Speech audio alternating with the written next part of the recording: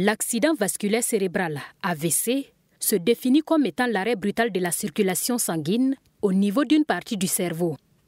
Parfois appelée attaque cérébrale, l'AVC peut survenir à tout âge, selon le professeur Labodi Lompo, neurologue au CHU de Tengandogo. À l'en croire, l'on peut compter par jour plus de 10 personnes victimes d'AVC à Ouagadougou dans la capitale. Et il existe 3 types d'AVC, à savoir la thrombose veineuse cérébrale, l'AVC hémorragique et l'AVC ischémique qui est le plus fréquent. Et il survient lorsqu'un caillot de sang bouche un vaisseau sanguin du cerveau. L'accident vasculaire cérébral ischémique, c'est le plus fréquent. C'est lui qui compte pour 70 à 80% de l'ensemble des accidents vasculaires cérébraux. Et lui, il apparaît lorsque il y a un obstacle, lorsque il y a une obstruction du vaisseau sanguin qui nourrit une zone du cerveau par un caillot. Donc le caillot de sang, il peut naître du cœur, il peut naître d'un problème de sang, il peut naître également d'un vaisseau qui s'est obstrué dans le cerveau. Donc c'est la proportion la plus importante des AVC. Il existe plusieurs facteurs de risque qui peuvent conduire à un AVC, selon notre neurologue.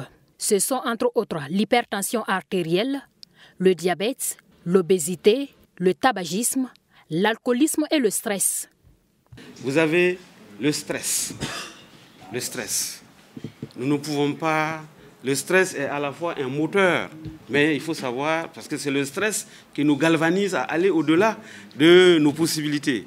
Mais trop de stress aussi constitue un facteur de risque vasculaire.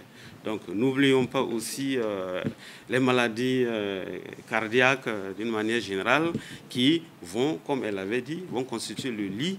Parce que quand il y a une maladie cardiaque avec une tendance à la diminution de la contractilité du cœur, donc le sang a tendance à dormir dans les cavités cardiaques. Donc si le sang dort, il va se coaguler. Et s'il se coagule, les caillots vont partir dans le cerveau.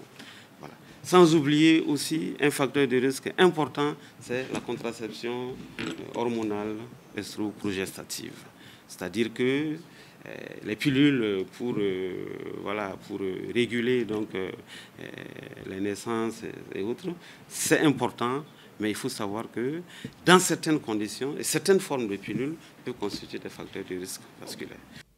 L'AVC constitue la première cause de handicap acquis chez l'adulte et la 3e cause de mortalité dans le monde, après les maladies cardiaques et les cancers, selon les spécialistes. La mortalité en fin d'hospitalisation liée aux accidents vasculaires cérébraux est de 20% pour les AVC ischémiques et 40% pour les AVC hémorragiques.